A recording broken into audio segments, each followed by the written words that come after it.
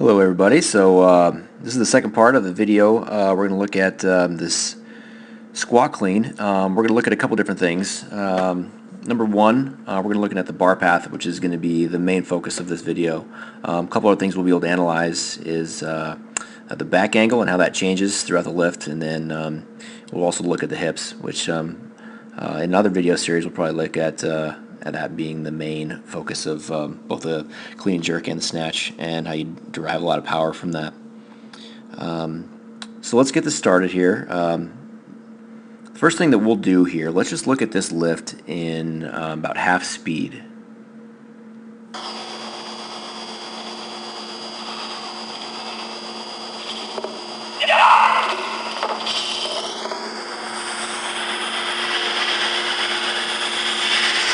So there's a few things you can tell from that. Number one, probably the thing that stands out for most of everybody is the final part of the lift.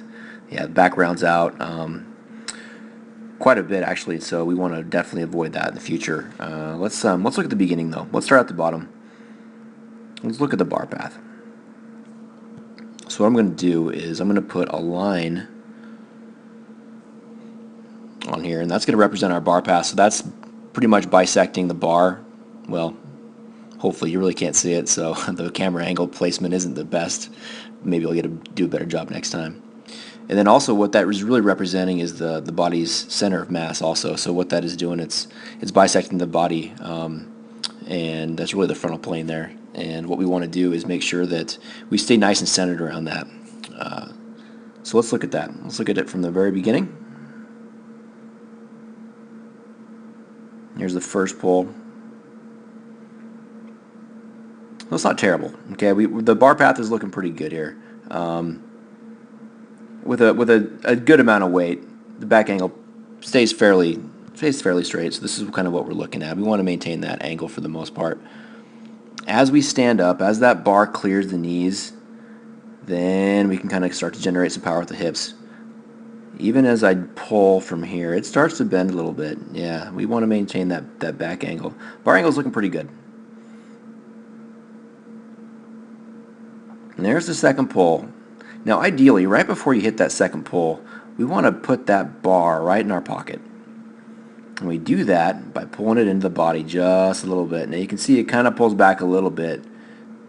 It's not terrible, but it can get a lot better. It can get a lot better. We want to make sure we keep that bar in the center of mass, because it's gonna push away from the body for the most part. We want to initially keep that a little bit closer to the center of mass. And right there, you can tell right now what's going to happen. Look at that bar path. Yeah, it's swinging out pretty hard. And that's just from the second pull. And we got a huge elliptical pattern there. Okay, so one thing that does happen here that is a good thing is the speed under the bar wasn't bad. As the weight gets heavier, you want to pull yourself under the bar. I did a lot of letting the gravity do the work there, which is okay. You can get away with it. As soon as you get in heavier loads, you can't get away with it though. You have to pull yourself under the bar, and I didn't necessarily have to do it at that point. The catch here isn't terrible. Look, we're back in pretty much where we started, which is ideal. We want to be in this position. The back angle is vertical, so we're in a pretty good position there. Now as we stand up, look what happens. Uh-oh. Here we go again. Looks familiar, huh? So that bar is significantly out in front of the body. If I can keep that bar back, and with most lifters, the idea is to keep that bar right in the center of mass. If we can do that, we're not having to fight physics, and we can just go straight up with the bar. Yeah, looks like I'm going to dump it, and I'm surprised I didn't actually. But look at the back. Yeah, it's pretty rounded. We definitely want to avoid that. When you get into heavy loads, sometimes that can't be avoided. But we want to avoid that if possible. Okay? So how do we fix it? Well, number one, I need to hammer my front squats pretty hard. And when I do that, I got to make sure that I'm pretty vertical with my back angle the whole time.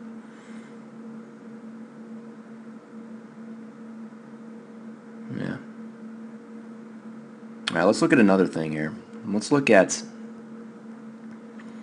probably the most important part of this lift, and I haven't even touched on it yet.